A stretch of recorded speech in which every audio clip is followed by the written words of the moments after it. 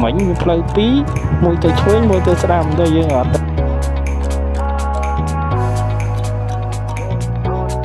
roller coaster ride, hands up in the sky, take you on a ride, love to feel the high, we can start again, laughing to the end, screaming at the top, hope it never stops, we could do it all over, thrill is bringing us closer, superstar you're like Nova, oh, so incredible one time, gotta let it go tonight, wanna know what it feels like, yeah, we going up, we take it down, let's spice it up, baby, right here and now, hey, nothing could be better, so high up in the clouds, let's make it last forever. non xa mà phải chưa mong buồn mong đọc ấy dân tranh tới non xa ấy rồi dương sụp mà ha về rất bon còn miền bài trá để cà phê bao giờ mà cà phê sống chinh rồi dương nghiệp chồng cà phê phật ấy hộp ấy hái chầm nghiệp chồng mày hoàn tăng mà ok chầm nghiệp tranh tới chầm update cam phim ở Gong Bon và nêu văn tôi sẽ làm to mà ok lời dương hiệp cho mày bạn hay ấy chi tiết vài chim mong muốn dương vợ con đến cái non xá mong muốn nhưng tranh vì tới lời dương hiệp cho mày bạn thấy khi này dương đã chi tiết vợ con trên tới non xa mong buồn chính vì đi tới bay ngay đây ở non xá đối cái trên camera đã cho hai bộ ok lời dương hiệp trăm mày bạn hơi ấy Triêm trên đầm na lang non xa và chỉ xăm sụp mặt tố nơi dương nơi tây giả công nơi rảnh mà dục ấy lợi dương hiệp trăm thì bạn hãy hỏi hiệp lại cái non xa mà ok let's go chăm chúc kia nơi tam play đó nè mấy thêm mà mấy thêm chả sponsor tàu mẹ đó mày đang không hay lấy tí muối ok lại diện hiệp trong mày bạn hãy đi tôi nhóm tôi bon còn ơi chị bị bánh máu CT quá cái mà đi số biên bao dương thì mẹp dục nâng mà dục nâng ấy mẹp ngày sấy non xa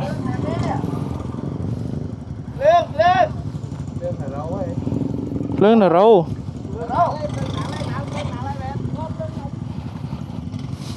thôi let's go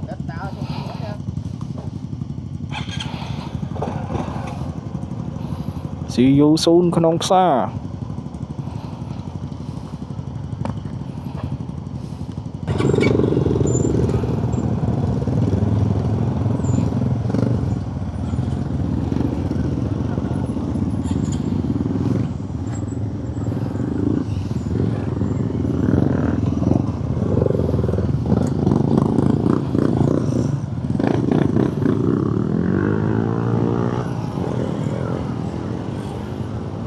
kinh đâm nào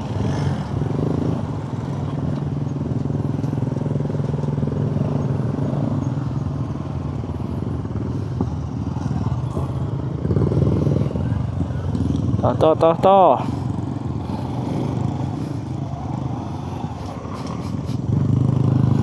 thôi đã luôn ơi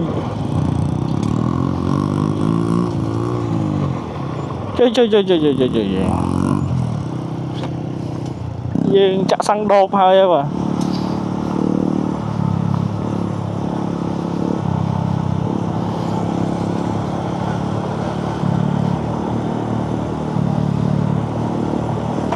បន្ទាប់ពីចាក់សាំងដបហើយយើងធ្វើដំណើរចេញទៅក្នុងផ្សារបាទថែមមិញបាន1លីត្រ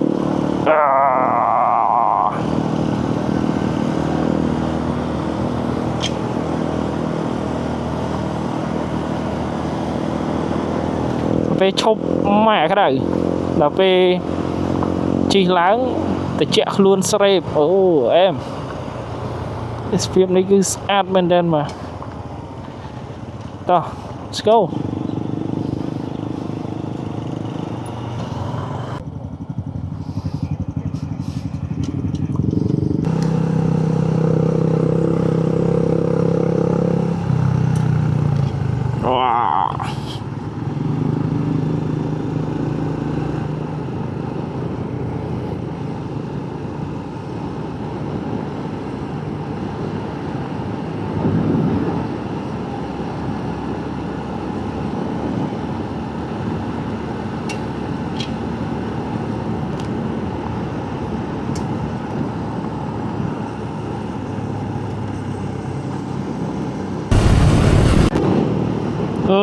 ផ្លូវចេញពីកន្លែងម្ដុំឃុំអរ៉ែងកន្លែងស្រុកអរ៉ែងហ្នឹងកន្លែងអរ៉ែង camping អីហ្នឹងមកដល់ក្នុងផ្សារនេះឬខាងសហគមន៍បងអ្នកនាំផ្លូវគាត់ថាជិះវាយជា30គីឡូជាង30គីឡូបានទៅដល់ជើងភ្នំយើងធ្វើការឡើងភ្នំពីអរ៉ែងឡើងទៅក្នុងផ្សារគាត់ថាវាដីលំបាកវាជា30គីឡូតែយើងអត់ច្បាស់ថាប្រហែលគីឡូទេលើគាត់ប្រាប់ចឹងចាំមើលចាក់ស្ដែង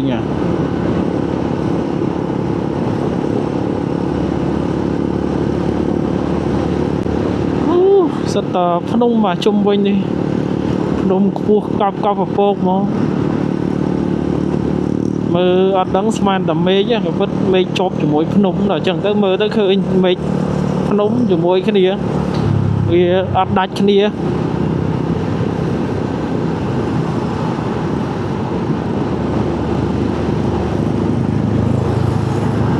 ដូចខាងនោះហើយមើលមកផ្លេទៅអត់សូវដឹងទេបើសិនពពកវាទៅរុំចិត្តនៅចុងភ្នំហ្នឹងទៅកំពូលភ្នំហ្នឹងមើលទៅមេឃតែមួយហ្មងបាទអត់មើលអត់ដឹងតែភ្នំទេ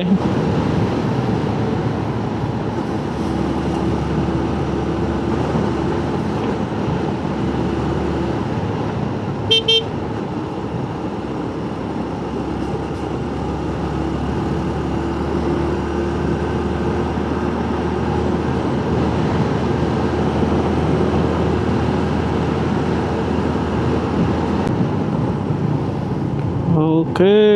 ឡូវយើងមកដល់ផ្លូវដែលគេចាប់ផ្ដើមឈូសថ្មីហ្នឹងហើយបាទចូលហើយចាប់ផ្ដើមចូលផ្លូវប្រយុទ្ធហើយបាទ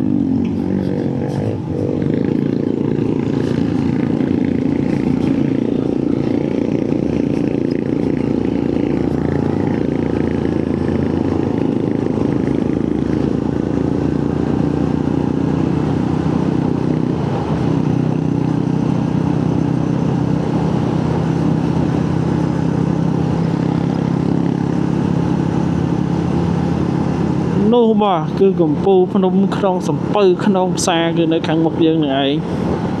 បាទទីទៀតយើងនឹងជិះម៉ូតូឡើងលើភ្នំហ្នឹងបាទ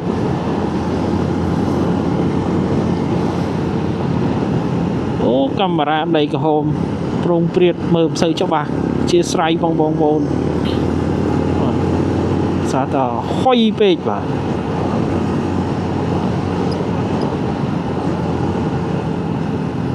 ផ្លូវឡើងទៅហ្នឹងគឺអត់មានអីពិបាករកទេយើងចេញទៅពីជីផាតឡើងមកអរ៉ែងតាមផ្លូវ The Stop Stay ហ្នឹងយើងឡើងមកអរ៉ែងមកឆ្លងស្ពានអរ៉ែងហ្នឹងហើយបន្ទាប់មកយើងជិះមកត្រង់រហូតអត់បាត់តាណាទេត្រង់រហូតគឺមកដល់ហើយ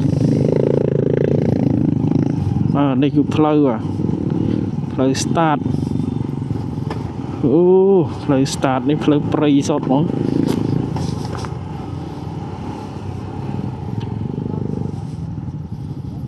វាមានកន្លែងខ្លះស្រួលកន្លែងខ្លះពិបាក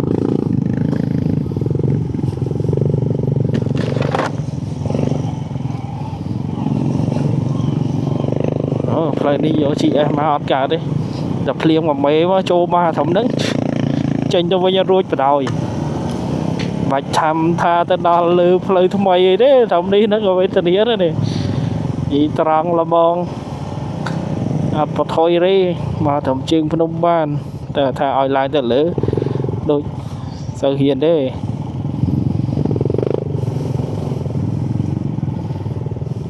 តោះអានេះជាប់ម៉ាស៊ីនដល់បងអូនេះកន្លែងទឹកគេ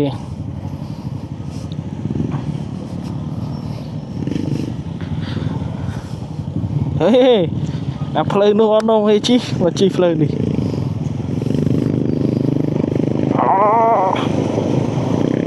អូតើអូសមមែនបើស្អាតបងប្អូនឡើងដំណាក់ទី1នេះយក GS មកវេទនាដែរបើសិនជាភ្លៀងមកយកនិយាយថាដែរនិយាយហើយនិយាយទៀត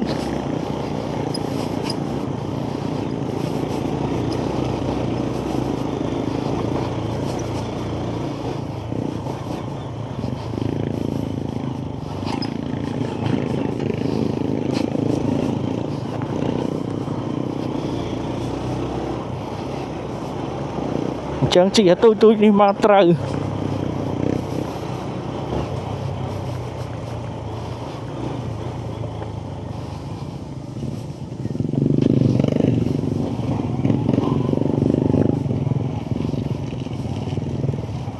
បាទអូ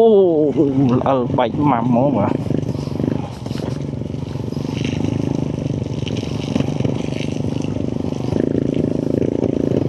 អូដូចខ្លាញ់អា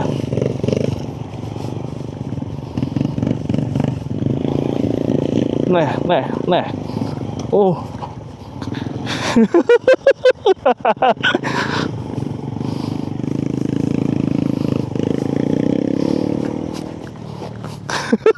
អូមួយសូនមួយសូនដល់លើករួយអត់លើករួយអត់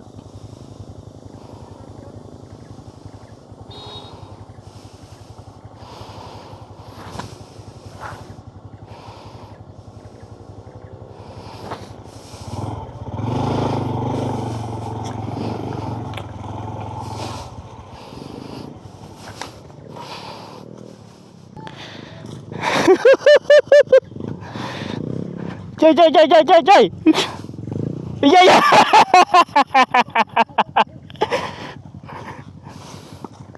កាច់សោបិទតិចហ្មងកាច់សោបិទតិចហ្នឹងអមិនហើយជីវិតអានេះទៅចាប់ផ្ដើមណាតើអេអត់ហងឡើងជីផ្ដើមហើយទៅចាប់ផ្ដើមទេទៅចាប់ផ្ដើមទេ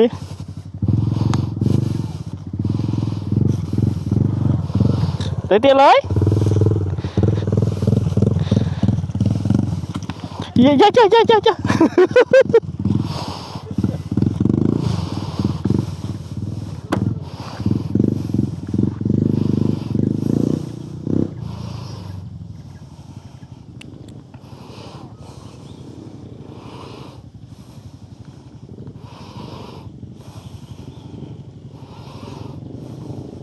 មួយ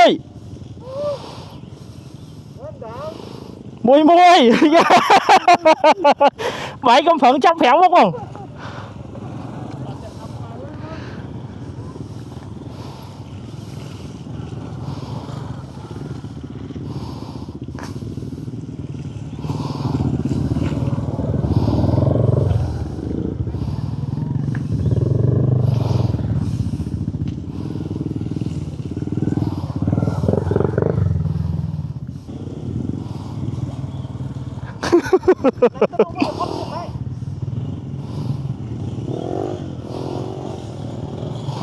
ហើយផ្លូវរៀបស្មើប៉ុណ្្នឹងហើយ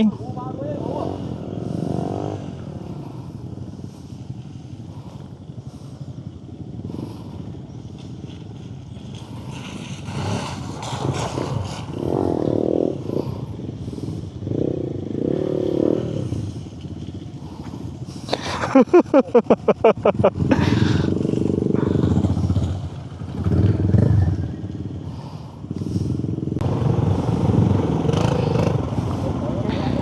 tha chi à lôi tắc này lo riêng này vậy tha chi à lôi tắc này lo riêng này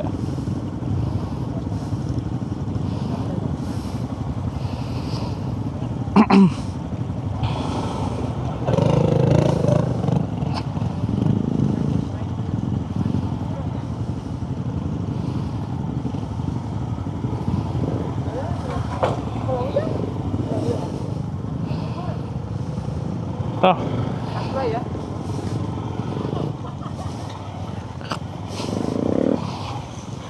đó anh ấy chô cái lỡ lên này trời tiền con trôi từ khang nông nắng trôi dân quá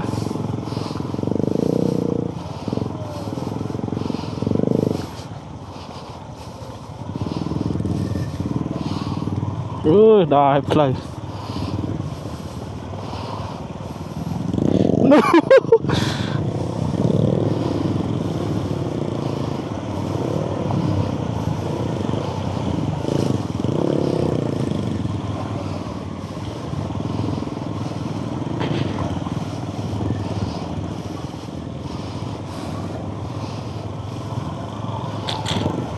สบายมัวมา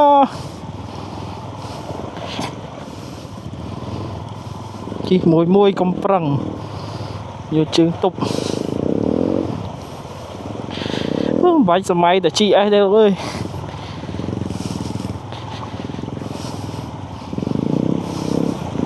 ta đi tục bia trăng nè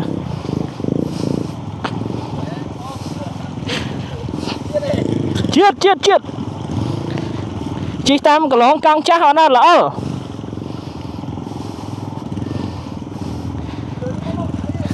ở đây chị tam cái lon căng chắc năng ta ở đây tôi múc ba này công chi dâm lang lừa chị tam đan căng với chắc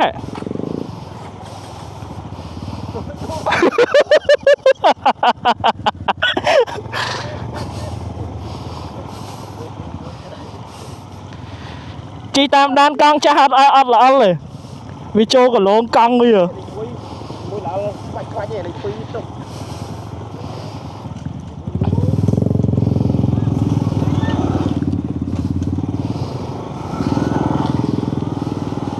chơi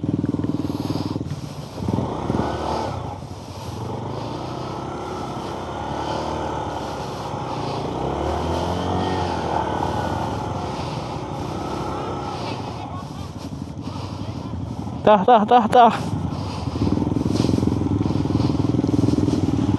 lư chân ta phèm cái lỗ ơi đó là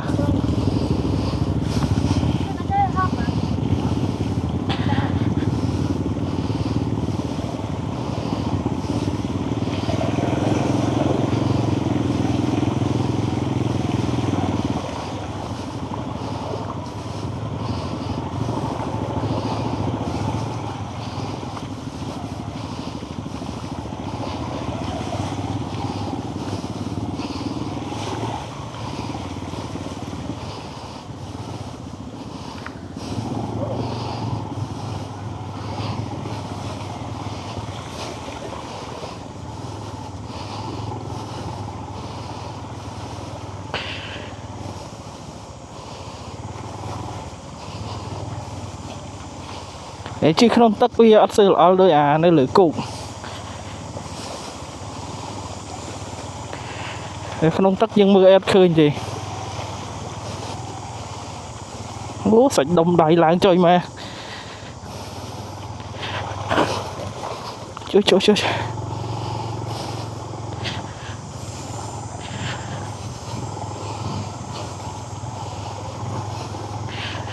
ô tập chỗ này nó chưa ngay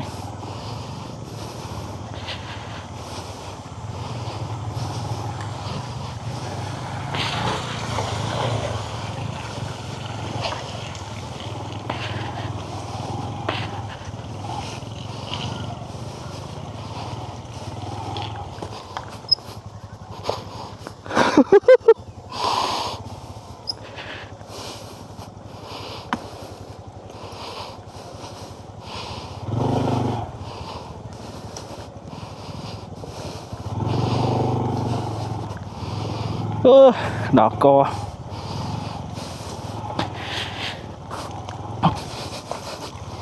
đi ắt hỏi gì ta lỡ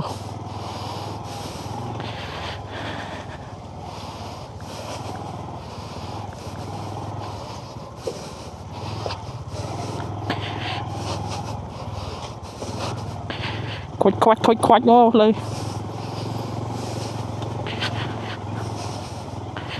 chơi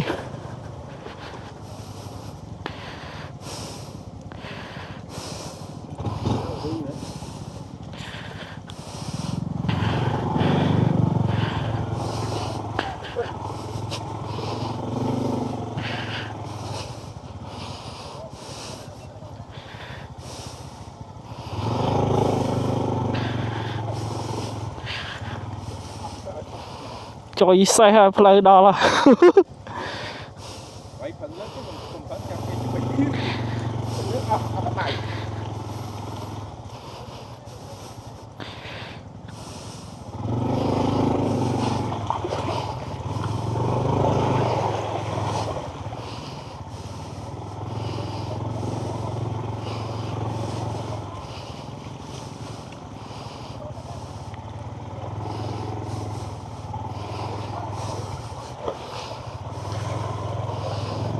នេះទៅមិនចាប់ផ្ដើមទេណាផ្លូវនេះគឺជីអត់កើតហ្មងហើយសារវាភ្លៀង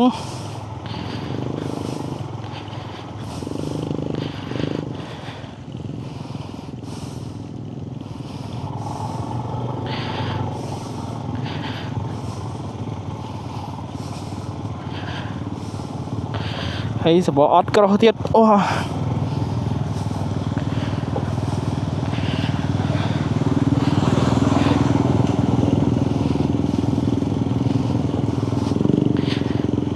ក្នុងទឹកដូចតំណងជាង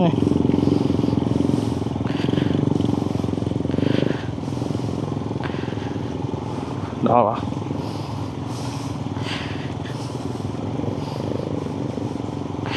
គិតខុសត្រូវទេគិតត្រូវអត់យក GS មក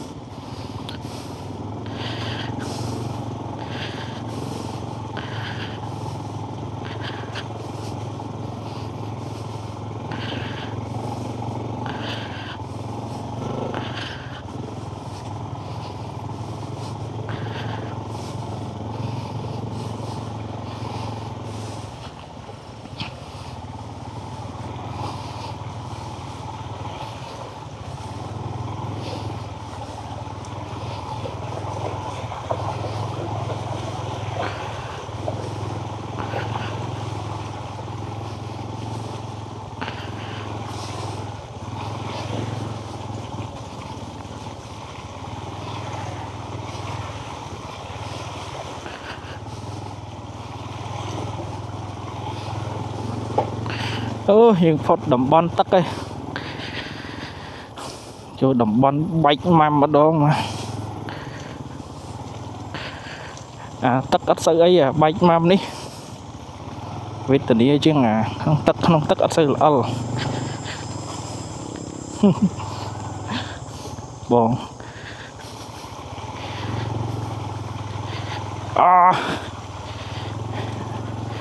អានេះយើងអត់អាចហាមវាបានទេព្រោះដោយសារតំបន់តាក់ទាញទឹកភ្លៀងគឺយើងមកខែប្រាំងក៏នៅតែមានភ្លៀងកក់ខែមានអីខ្លះហើយអញ្ចឹងផ្លូវវាអញ្ចឹងរហូតតតក្រាលបេតុងឬក៏ក្រាលគ្រួសអាហ្នឹងបានវាកាត់បន្ថយការល្អល់នឹងបានខ្លះ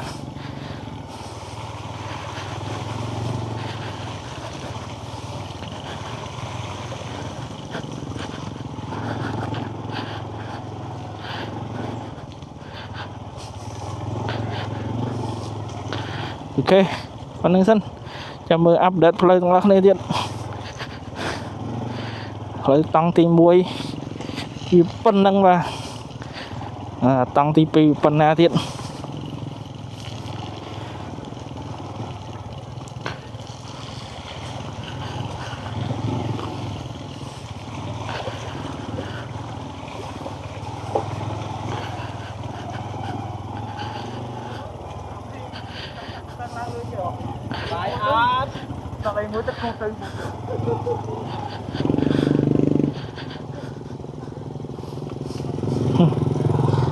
vâng chia cà phê cạn vạ than Dạ chưa lần tiết.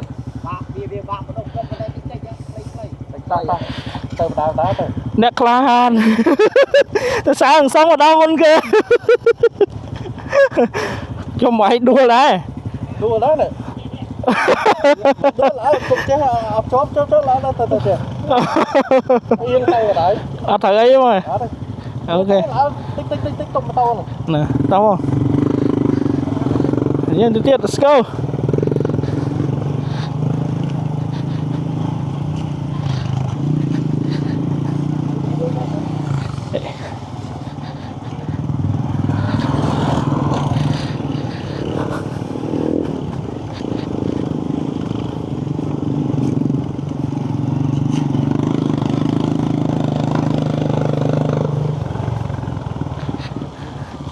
nó cầm lươn không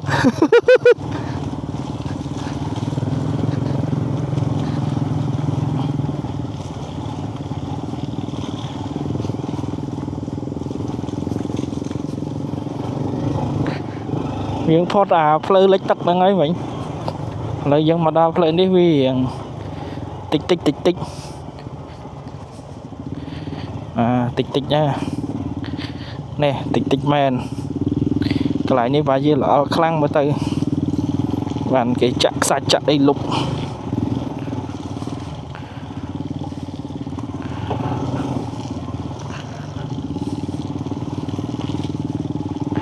ô xoay chơi cái tôm bắt chóp đây mà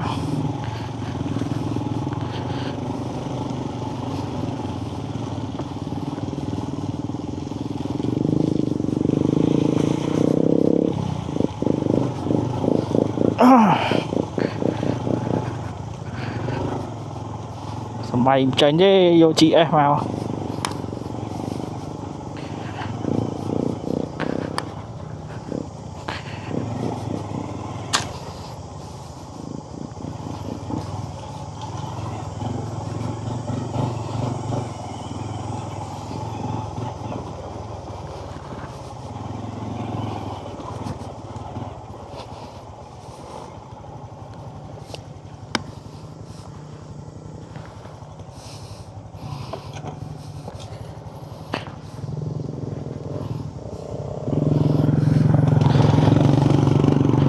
xong mình cặp học mùi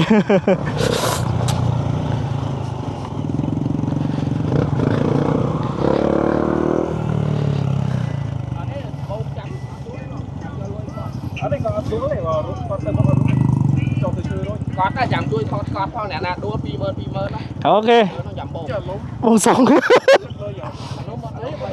ê lốm cái kết đấy Lốm có kết đây.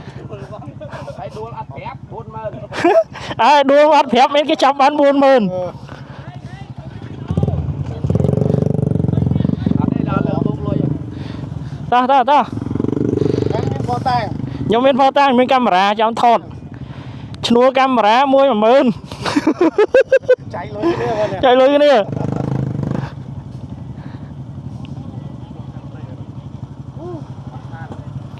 khang bom trai bạ than ta dương mẹ play năng mua cho thằng là hốt thời đó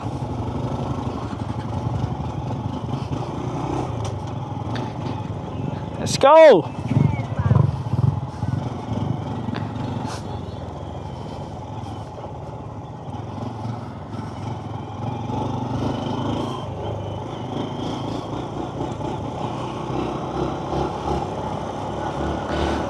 play ngột cho vài chi chơi mà play sao mình biết tình yêu xoay ra mà màu thì ra ơi vậy toàn phật bị mót qua play nào play đấy à tao muốn chơi tam gái à nắng cát plei thay luôn anh men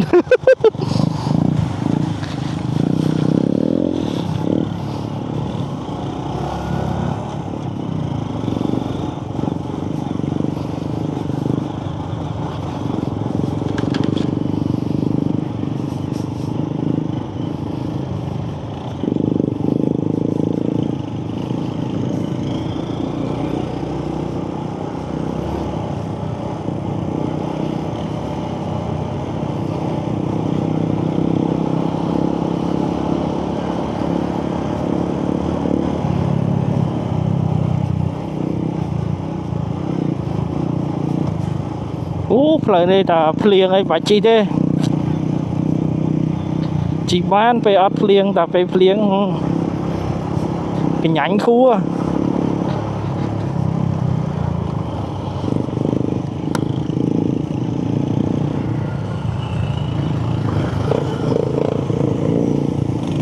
ôi dạ plei anh ấy plei nơi trường Phnom Penh đó à mới plei nơi lửa Phnom Penh đâu vì mọi tiết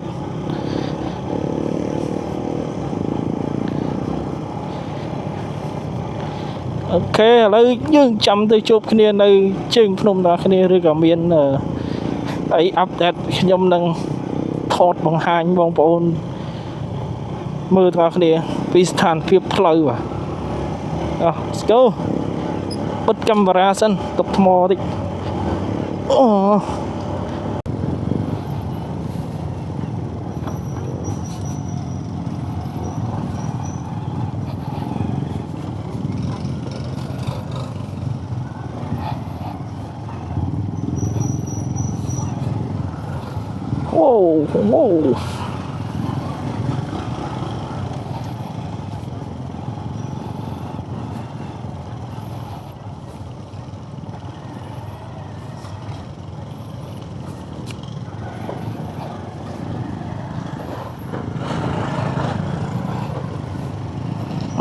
Bọn còi chỉ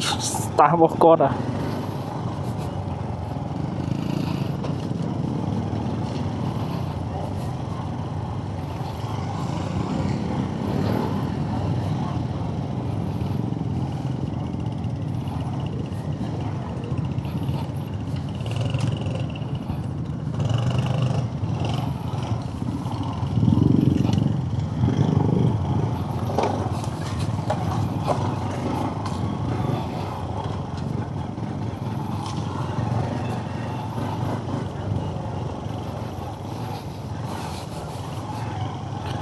plei này bảo miền tắc đôi plei vậy nhưng mà ta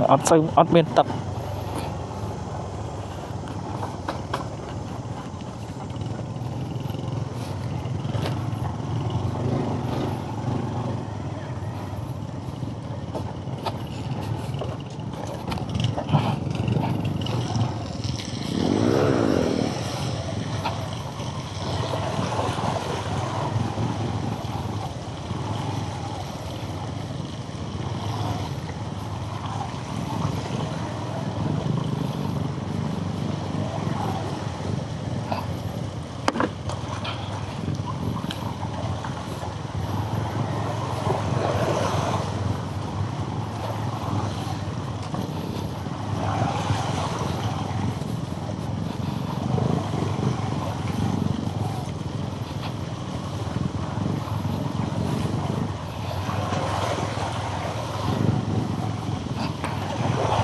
sao mềm bài sát men tên mà oh shit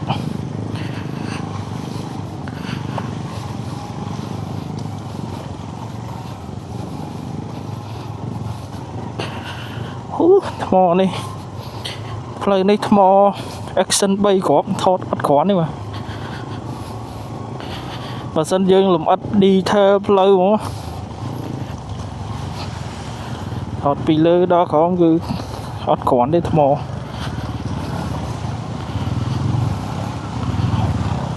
ô chụp rồi à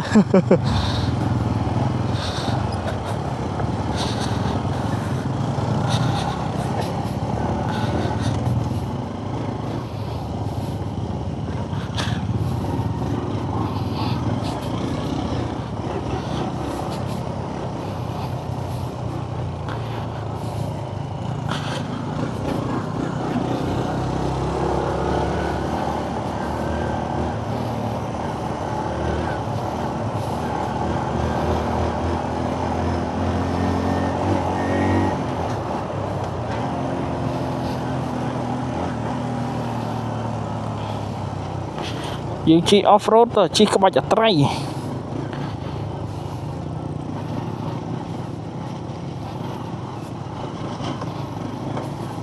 អូយងាកក្រោយ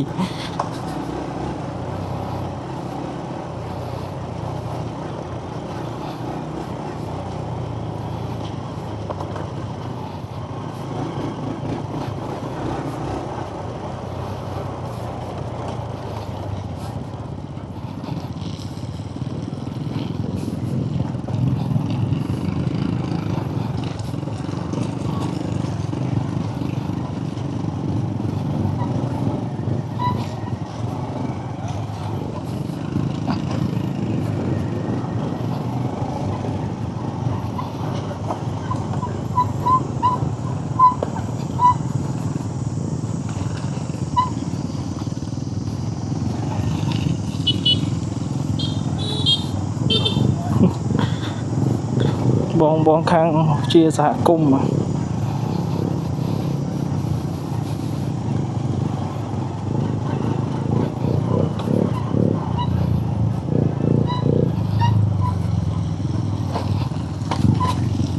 អូយចូ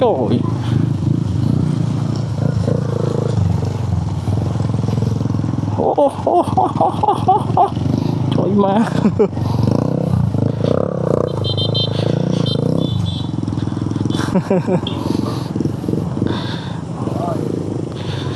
ơi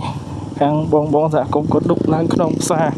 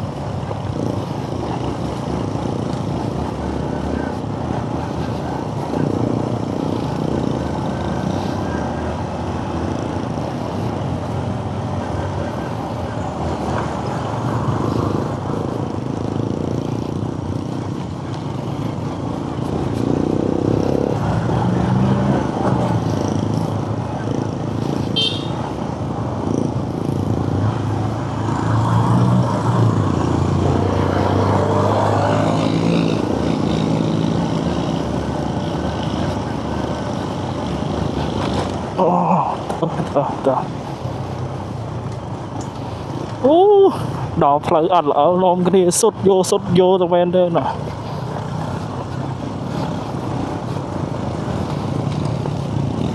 យ៉ា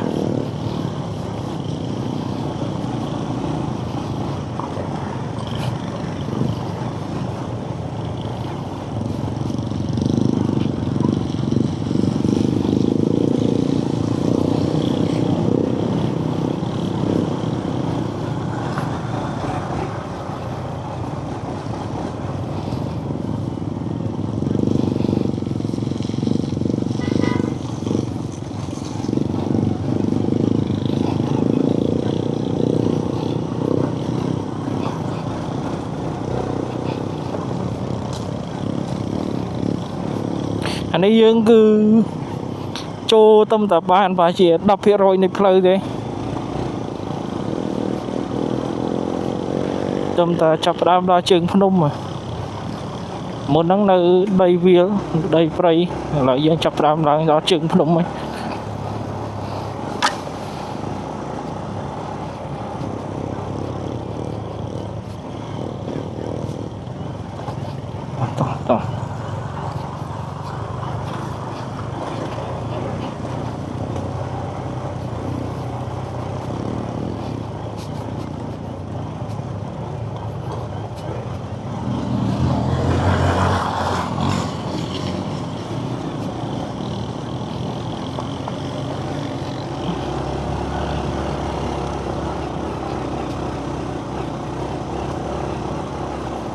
Oke, lời chăm update tam lời tôi kia, hồi nãy tôi thêm mưa thế mà, vì áp say lời ấy bảo bạn mà đấy cái này đi, ta bà sân chia phliếng ai năng lỡ ta cứ plei ngút những chiếc bàn ta bà sân chia phliếng ai thông em và bạ thích ta plei ní cứ plei đấy ớt sốt mong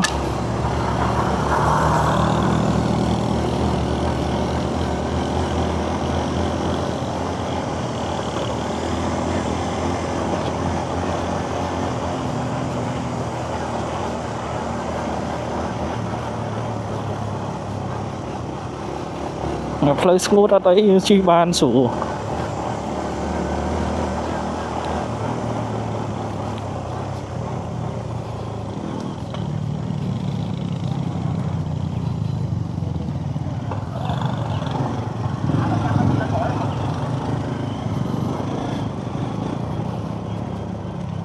oh nice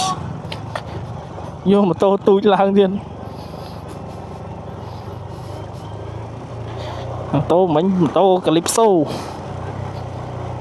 vô lại cái nón xa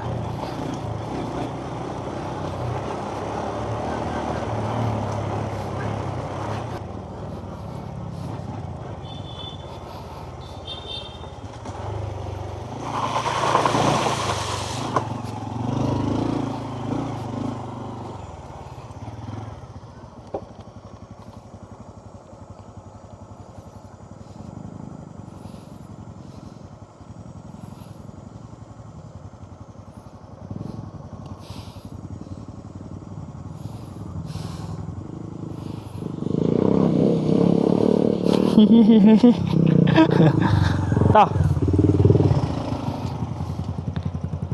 mày ấy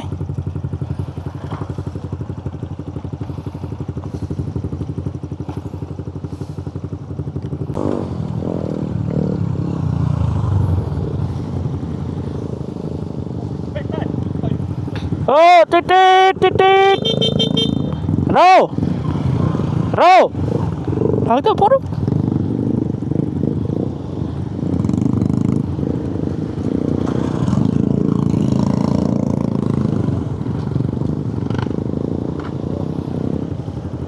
bọc muôi dồn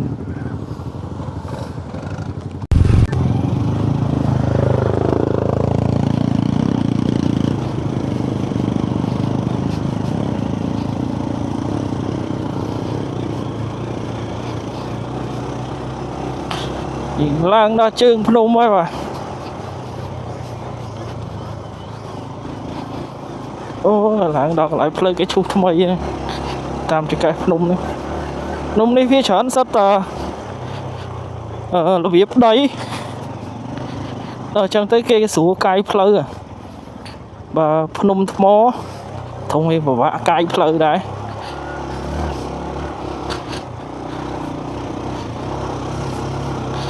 cả đấy Phnom đây vì số cái mò định mò vì ăn xây chán trên đây chẳng là cái tới số plei này đã cốt và sân chỉ cái rộng sắt xa phơ lướn chắp hói rồi vậy tôi ăn vậy rồi ô lại cháu đến tên nè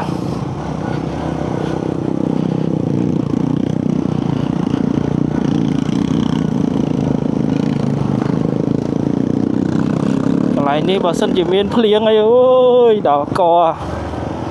nhưng mà mai ăn chanh thì anh lang bây giờ sân miền phliếng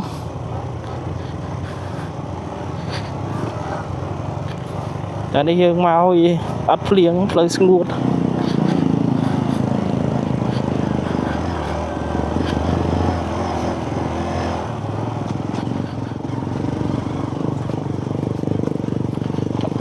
ngút ta cái lại khao sao như sao plei đây cái lại một lúc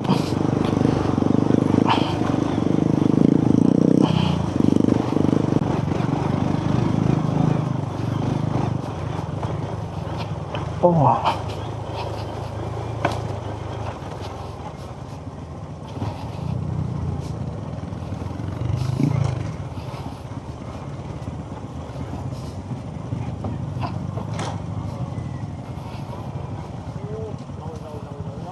Đó cho một đong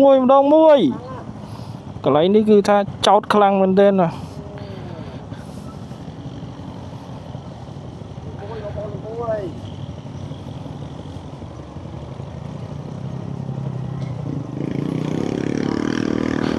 ô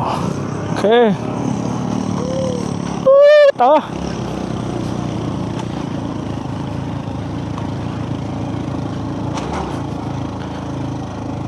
ô là trong rồi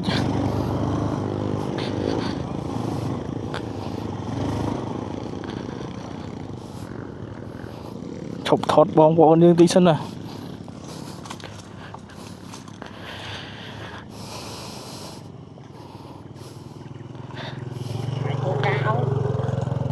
bay chứ ủa ta cái giống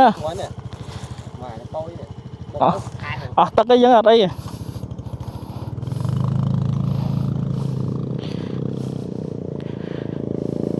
cái này ní cái chót khăng bên đây nè lấy cái thằng bạch coca rồi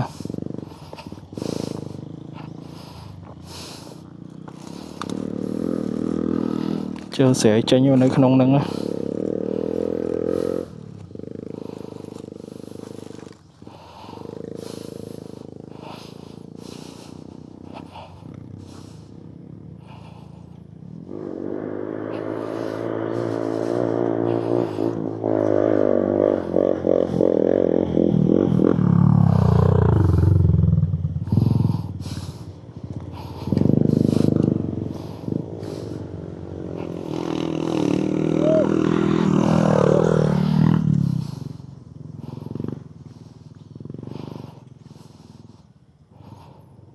mà sai chưa anh ấy cái chót khăng á bên lấy sợ vậy này nè lời rồi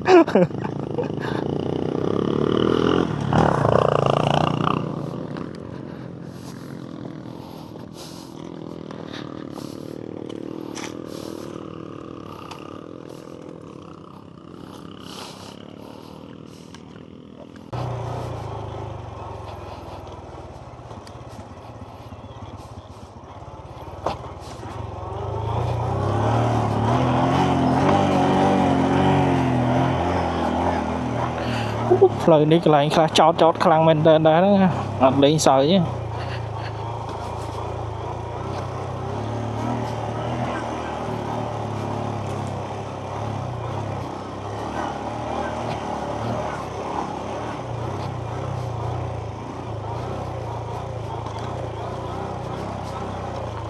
à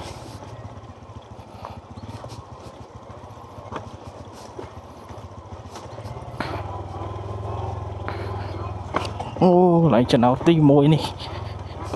ô lấy sợi tê mà lấy cái lại là chót khăng bên tên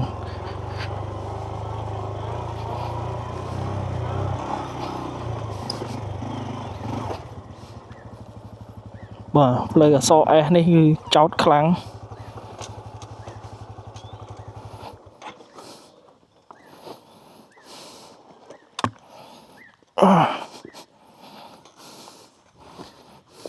một lấy sợi chót khăng là so e này nhưng mới pin đi tới hiện ngặt sợi cua đi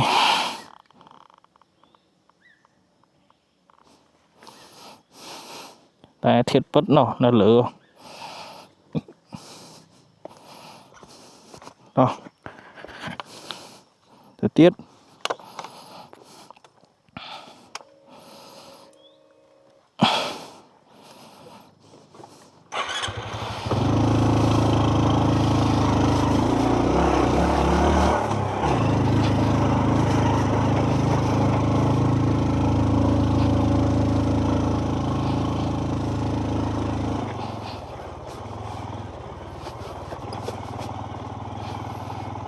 នេះបើខ្លួនទេមកស្រួលជី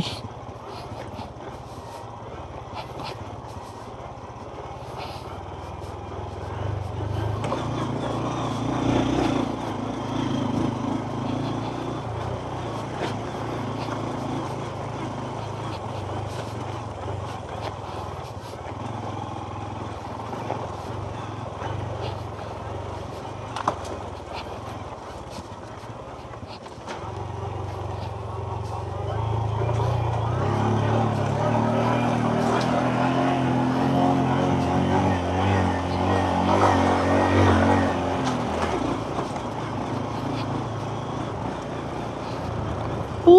តែភាពស្អាតមែនតើបាទ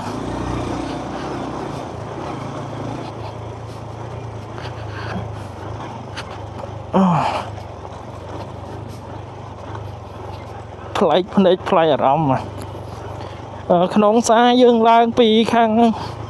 លាក់កងជើងមកយើងឡើងទៅមួយផ្លែតមកដល់អានេះអត់ទេយើងត្រូវជិះកាត់ភ្នំមួយហើយបានយើងឆ្លងមកទៅដល់ក្នុងផ្សារក្នុងកំពើហ្នឹងបាទដល់អញ្ចឹងទេសភាពវាប្លែកខុសគ្នាទេសភាពខាងក្នុងផ្សារហ្នឹងគឺវាស្អាតដែរតែគ្រាន់តែផ្លូវវាឡើងមកចំណោឡើងមកភ្នំ6វាមានជិះកាត់ភ្នំកាត់អីចឹងនេះគឺកាត់ភ្នំបាទជិះកាត់ព្រៃកាត់ភ្នំអញ្ចឹងទេសភាពស្អាតតាមហ្នឹងមកអូនិយាយត្រង់ស្អាតមែនតើ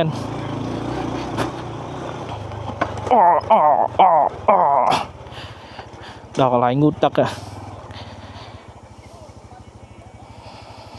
កន្លែងងូតទឹកហើយសេរីមើលប្រឡងសិន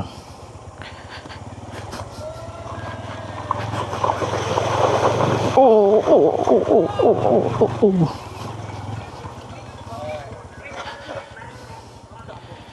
ចាយើងសម្រាប់នៅហ្នឹងមែន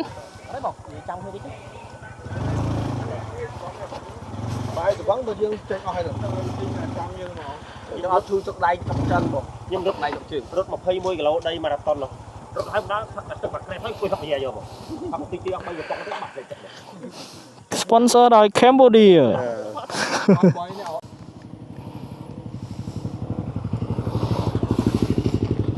ទៀត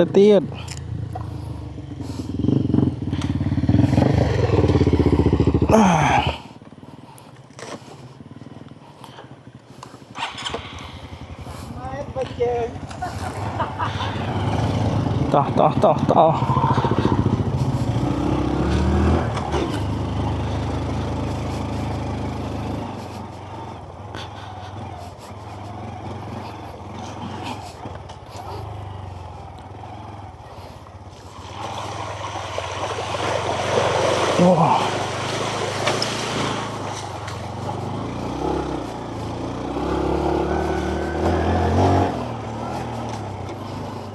អូខ្ទៀតផុកសាមដល់ម្រាមដៃ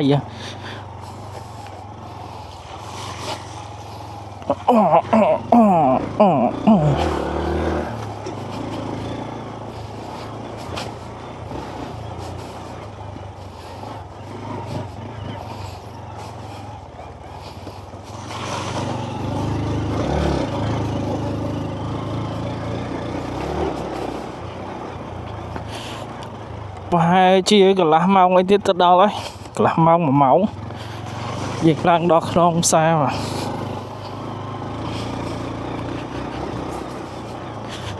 មេឃស្រៀងសតុំអត់សូវក្តៅទេស្រួលឡើងស្រួលអី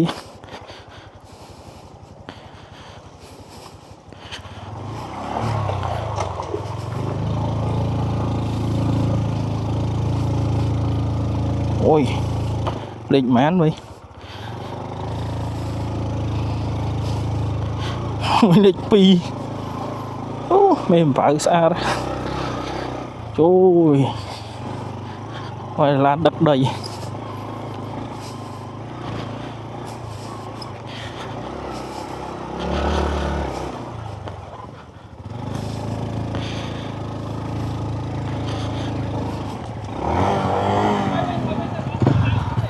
ហ៎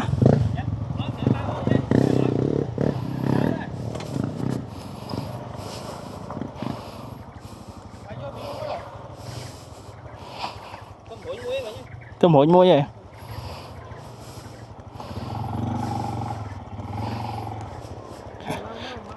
ok cho tôi cốm dưới lòng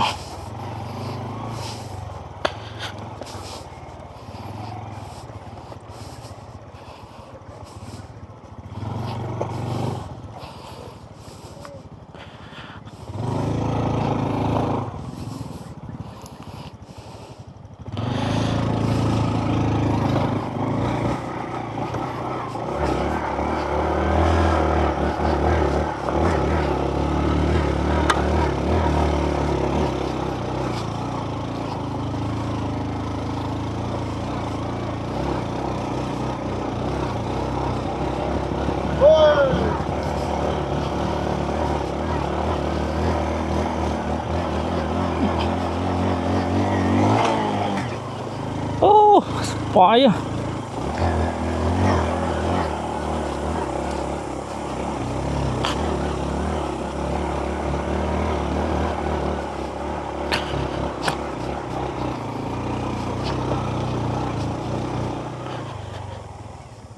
thầy à thầy vậy mình lên muối mau hổ cho hổ cho mình ở đây nó tao vô lắng mau sụt vô chôm là hôn rồi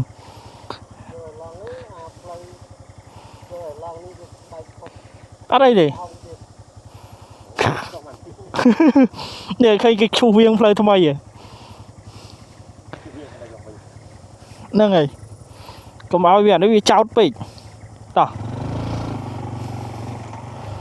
đó tiếp rồi thế à play giáp bắt đi mau tao thấy là tha play smart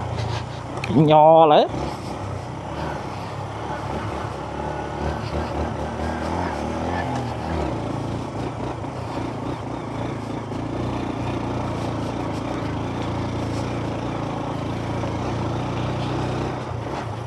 mà tôi khăng tích con số à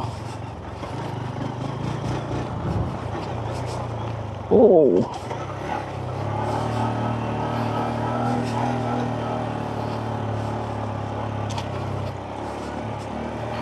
ngon lan được đấy thông thông vẫn lại ngoài chứ lời khang đấy sẽ điên không đông xa ra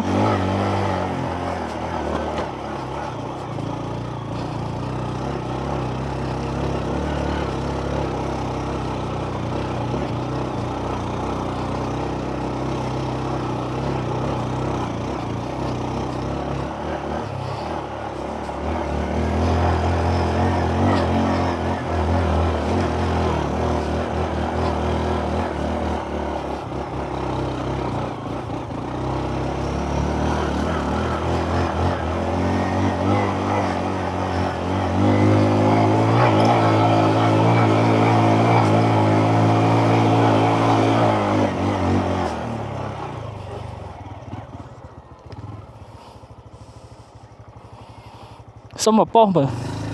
xong mà bom mà nè ngoài đây thầm níu nó đây chân là trong một tịch này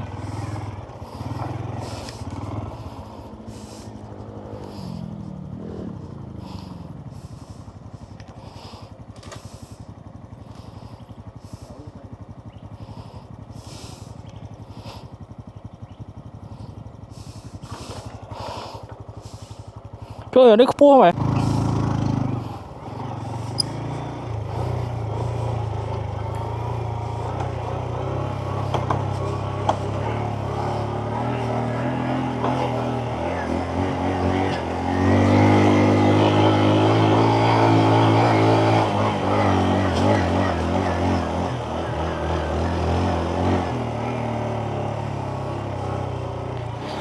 lời đấy vì cháu tao xuống làng đầy về rừng và lời làng vì non xa nó vì cháu thấy đầy phò thiệt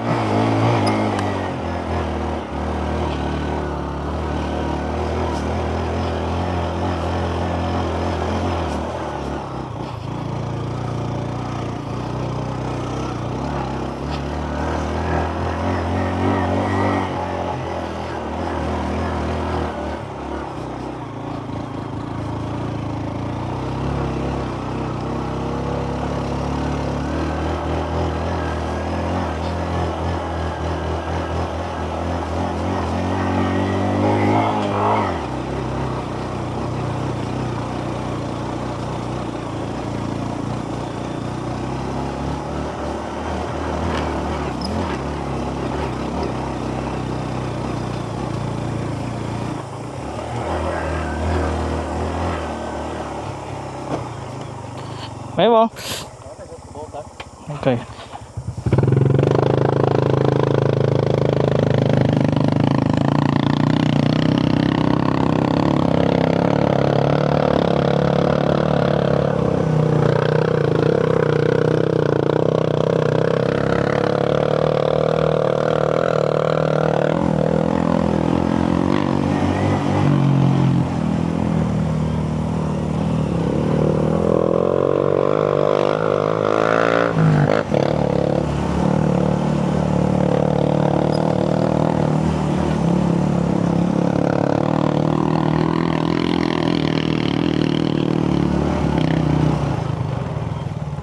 thôi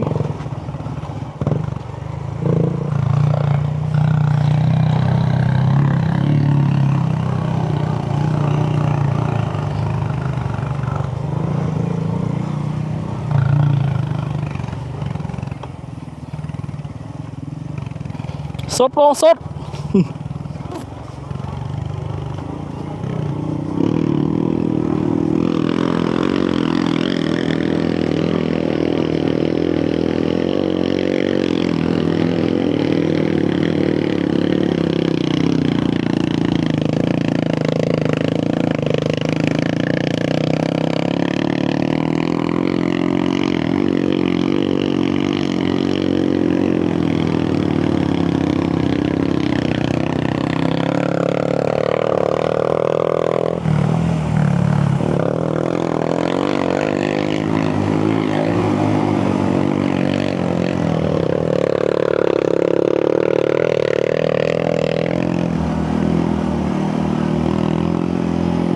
stir lên cho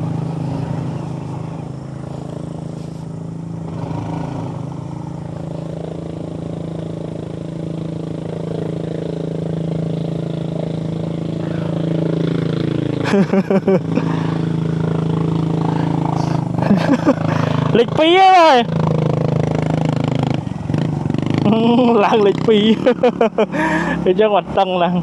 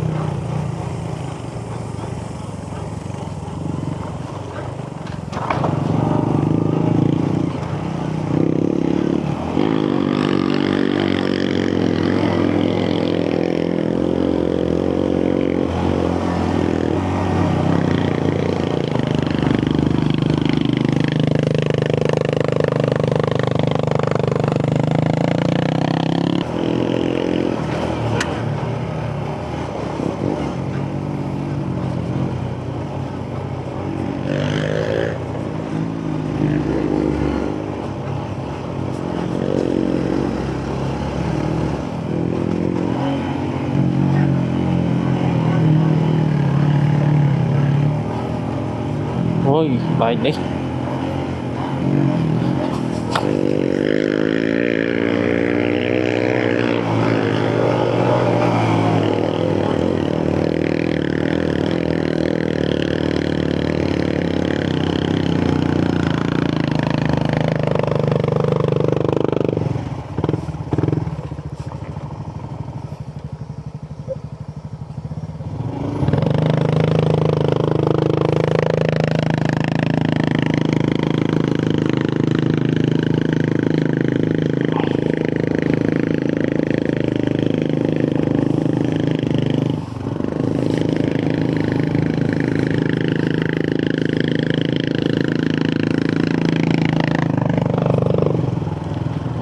khẩu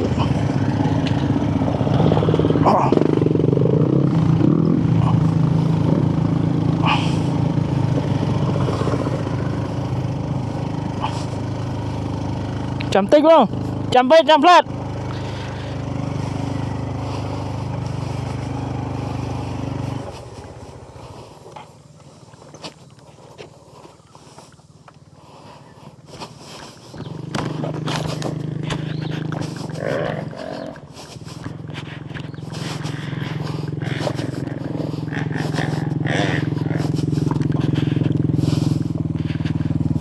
khỏi sẵn không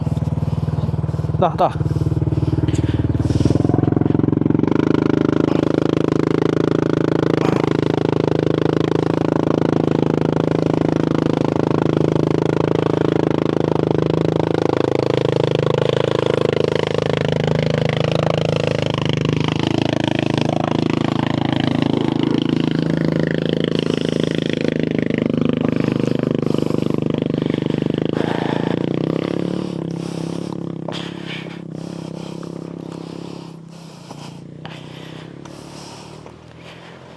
lời này sẽ bố này lên trai lên nhá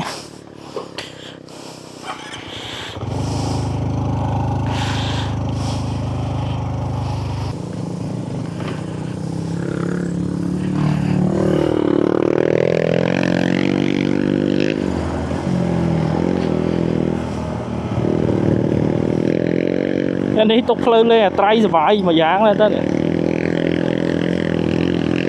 bạch với tục nó sẽ béo nè trôi chất adventure từ West Bong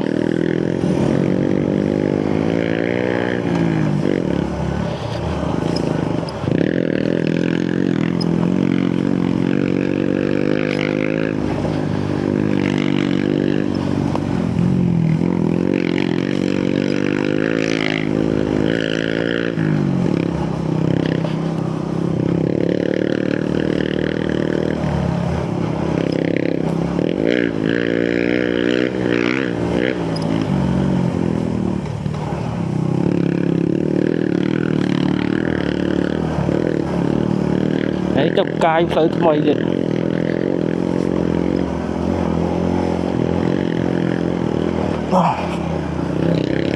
chất đòn hơi một tay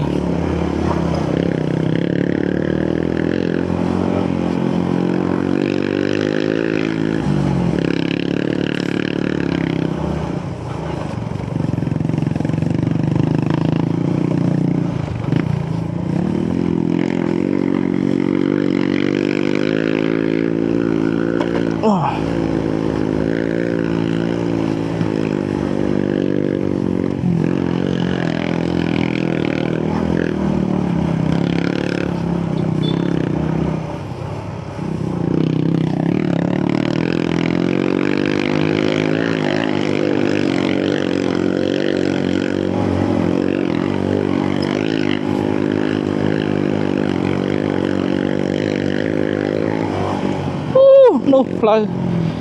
gì chất đo thôi mà thì khơi lời nơi và chị tung ní ai phải chỉ phèm vào mỗi cái lỗ tiết văn tật đo nụ nơi lời cầm pu nhưng lòng phật năng thức cứ đo khăn đong xa và khăn đong sầm pư khăn đong xa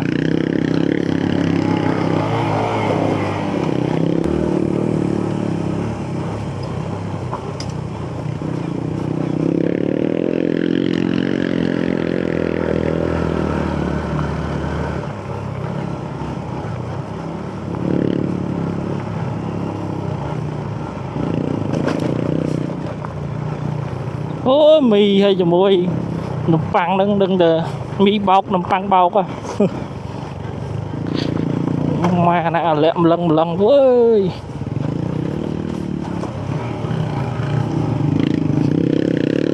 xa đó nè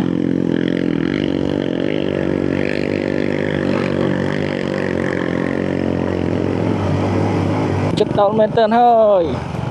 mưa mảnh khơi chất đó nè ta chợ sân đây chi tứ trong một phây là ti lỡ toàn tên đo cái này để dân khơi nhưng đi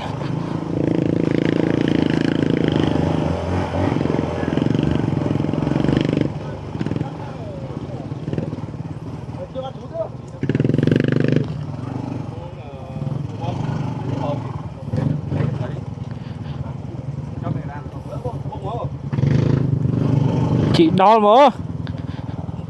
từ đo lửa mà đó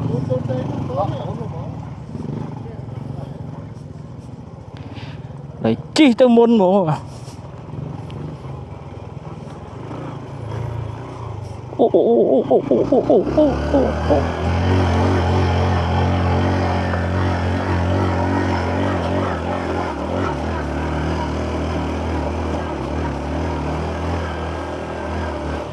chất đo lại tới đo là món chờ chậm đi nhảy trâu nữa ô ở đây chót trên kia nè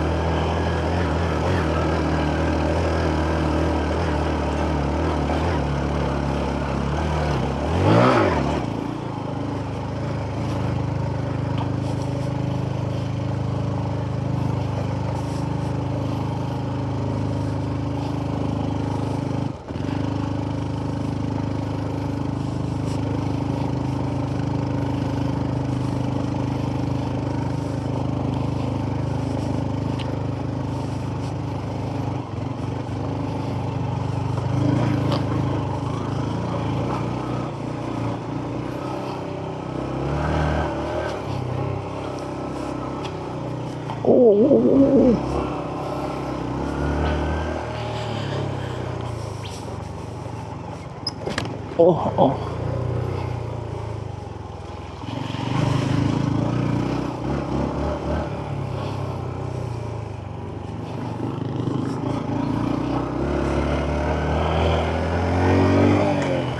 đó trong ca sầu hơi đo hơi và đo không xa những băng ra nó ngồi tiết lại từ đó nó cứ không xa hơi rồi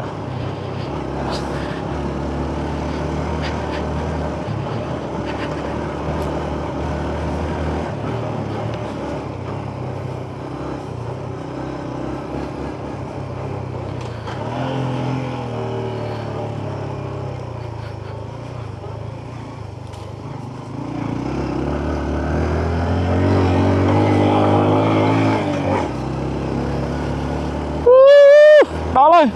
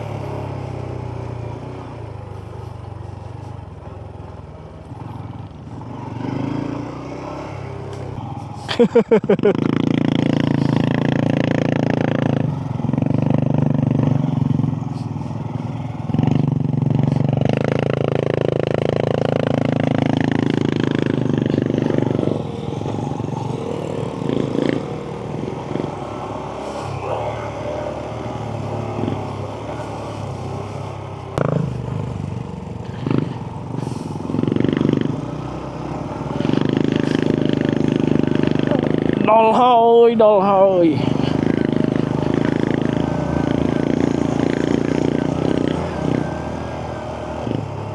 yeah miền lụa đồn luôn chứ nè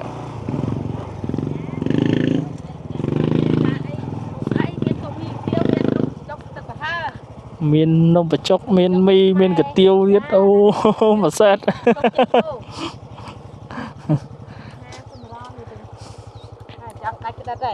mặt ấy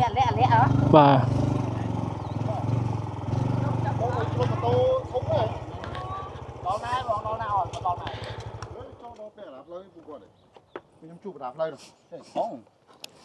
bà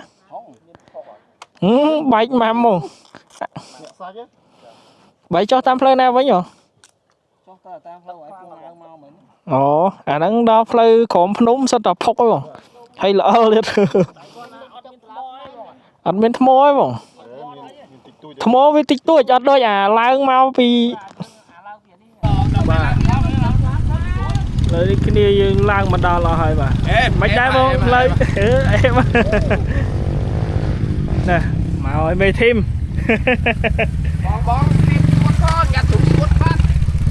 thêm máu ơi này này miền group mà nông bị chọc slo mai slo ba ơi mà set nó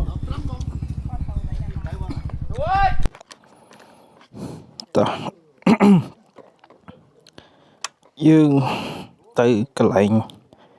campsite របស់យើងទៅបោះនៅលើអូខេ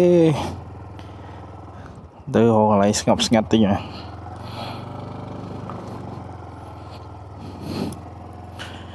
បោះតង់លើភ្នំមក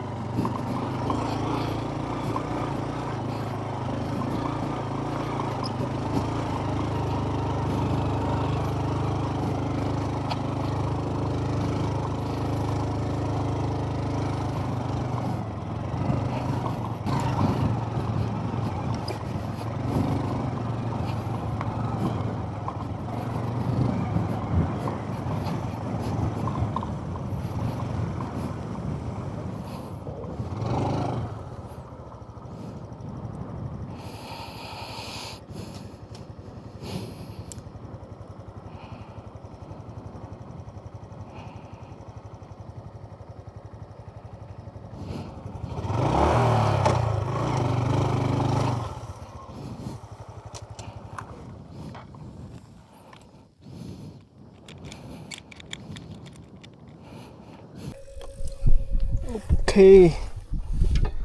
យើងរៀបតង់យើងហើយទៅក្រោម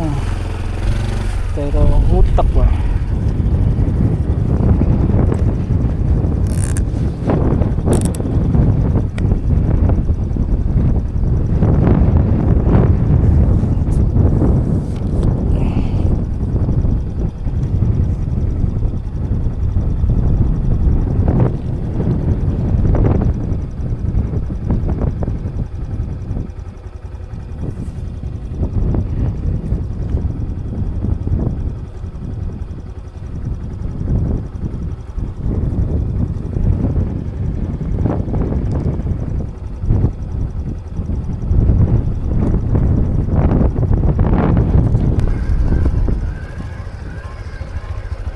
tập hay hộp ấy hơi là nghĩ chầm lao mà thọt về ngày lịch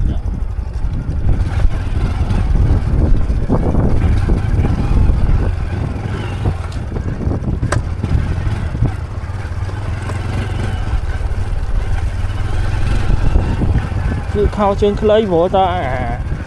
không muốn nữa thay mà rôm chương vô một mười chương ấy score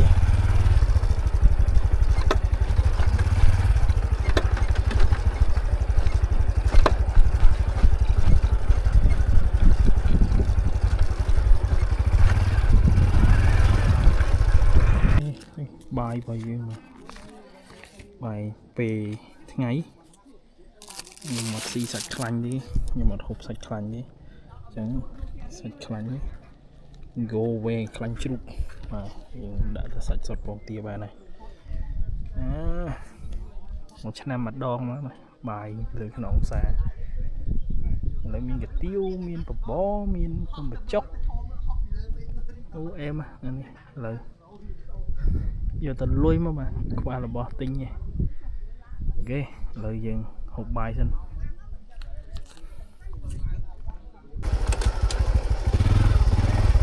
đây còn lại tới một tắc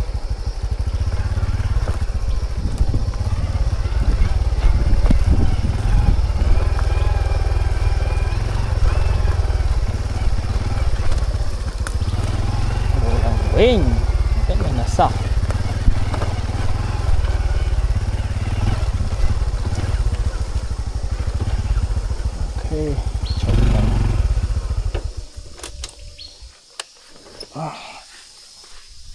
nó tập này còng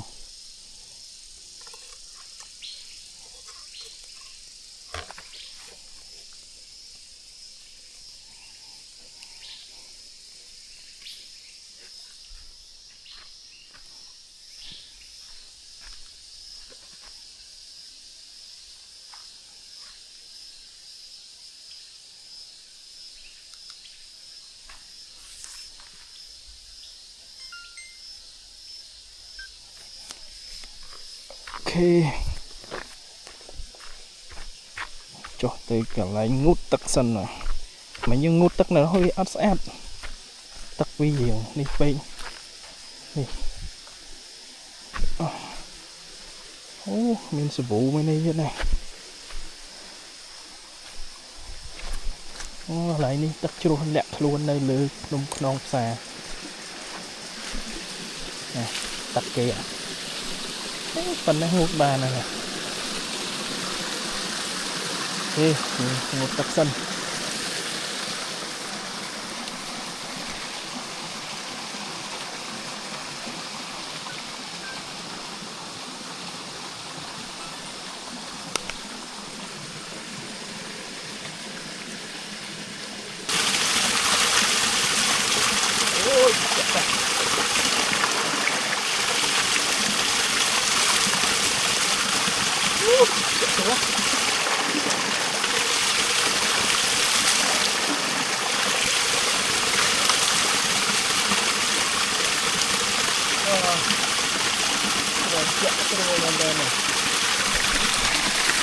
fresh ហ្មង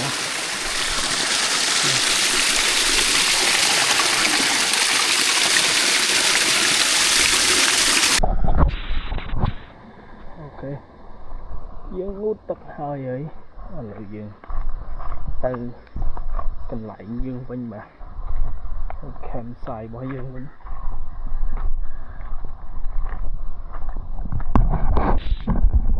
មិនអត់ដឹងនាំគ្នាទៅងូតទឹកក្លុកមកដែរតែជាអត់ដល់ជីហួសនេះទីមកដល់បាត់ជីអត់ទាន់ដល់បកទៅវិញអញ្ចឹងរត់ឃើញតែជួបបងនៅជាក់ផ្សារទៀតបាទឃើញទឹកហើយចុះទៅវិញមក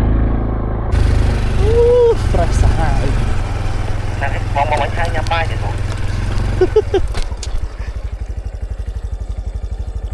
មានណានិយាយលេងតាតែគេញ៉ាំបាយស្មានហ្នឹងឯងបងញ៉ាំបជាហ្នឹងអត់យ៉ាទៅដល់យ៉ាទៅបាយតែដាក់បជាខ្ញុំយក ID មកលឿហ្នឹងខ្ញុំដេកនៅលើស្រួលដល់ម៉ោងហូបបាយទៅហ្មងបើយន់មួយទឹកដែរបង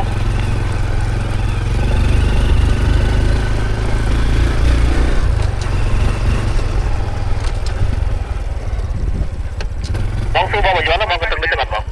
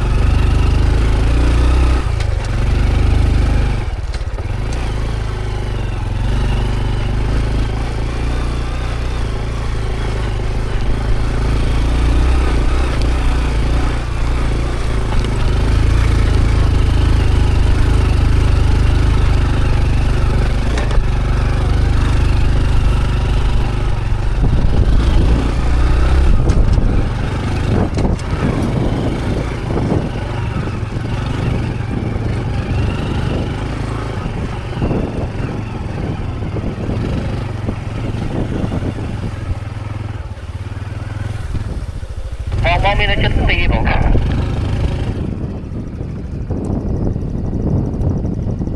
ទីណាបងទីណាខ្ញុំទីនៅលើបងទីនៅដល់លើណាទៀតហើយនេះនៅលើកន្លែងមានសេវាបងមកកន្លែងតង់ហើយតុងចិត្តបេប៉ក់ហ្នឹងមែន nắng ấy tăng nhâm nó khổm đấy những khi dương này nó lưới chờ này mà đã lên chung cái này ai lui tao ba tang ba thì ba cam tao tua nhiều pe giúp mà này ai do ba cả tiền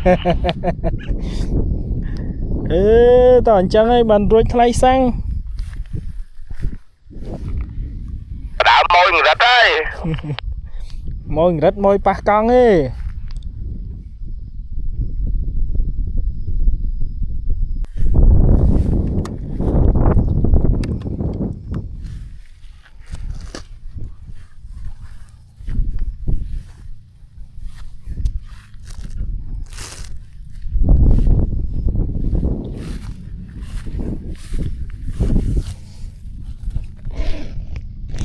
lợi dụng đào màu hộp bài ấy dùng chọc từ còng tuổi đó mà hộp tục đẹp bong cái này dương bong gãi á từ hộp bài hay chấm dương màu cái lại kinh mình mà để dễ tục mặc hộp á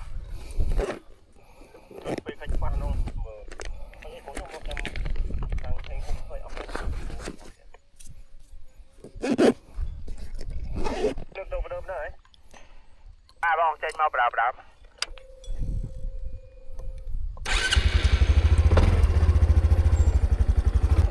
đây chuyện sâu thọt Mickey về tại dục năng bài chỉ áp ảnh miền Mickey về mới thế ở xa dục năng là miền phải chăn rẻ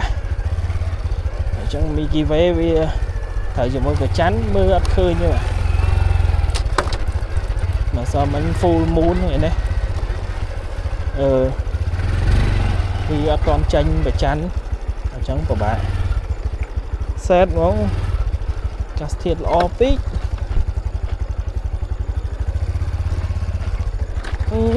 tại trong khai plư này rồi again next time đôi lon cái gì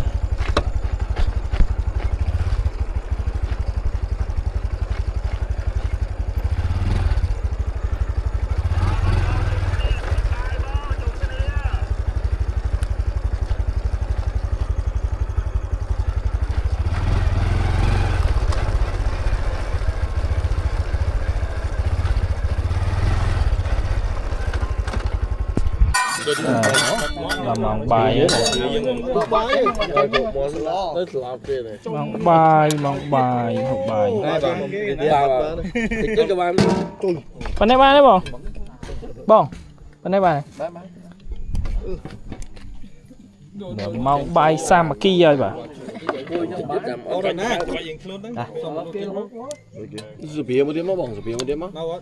bạn chẳng mấy cái bằng toàn là pin đấy bông rồi phía rồi cái này muốn ăn thịt chết này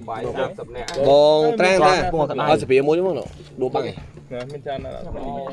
tôi không bay với cô chú má lo nạn nắng bông hồ khơi hơn anh chứ đấy gì đó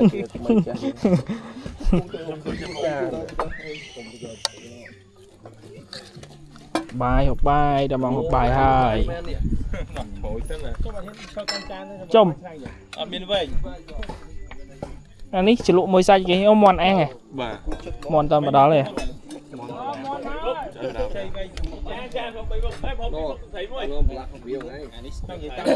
bài mòn ăn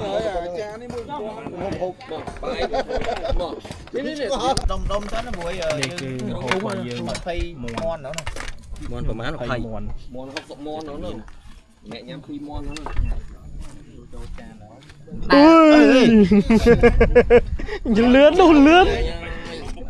lươn trời tao đam tao bắn ôi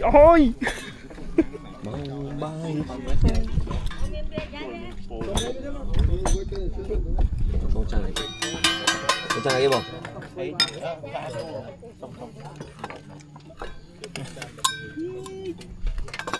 nhà này ngang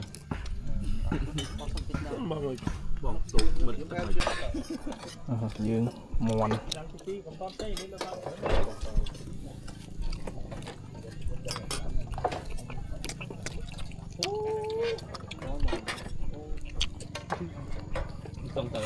bọn ôn đi rồi cho đất cho là đi ngôi đi phí á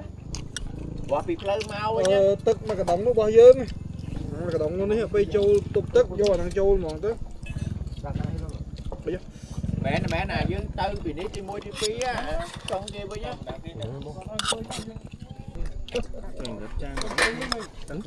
miền nào nè cái món nó không có ló mấy đó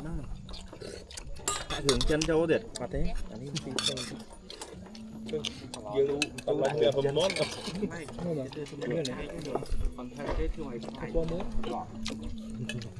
cái là cái xong nữa Tư là hốt được than không được phát bao được cái mình nói chuyện này cái tới khơi cục giang sư choan món ăn bỏ trong hộp xuống dẻo không một độc một rồi hơi con cụm luôn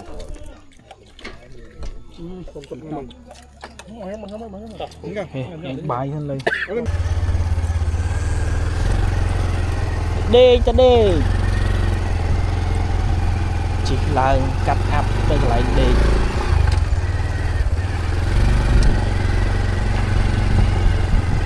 chỉ được áp món này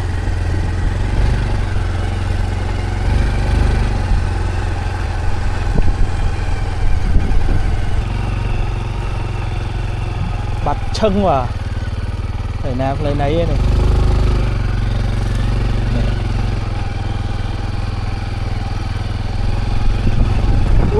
bạch chân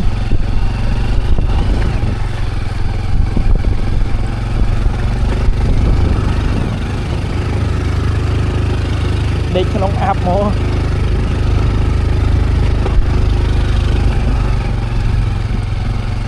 where's my tent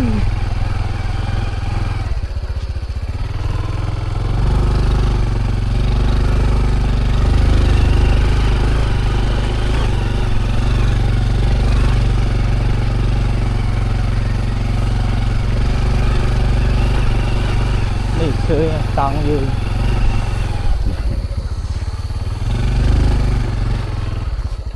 เงึดเชิง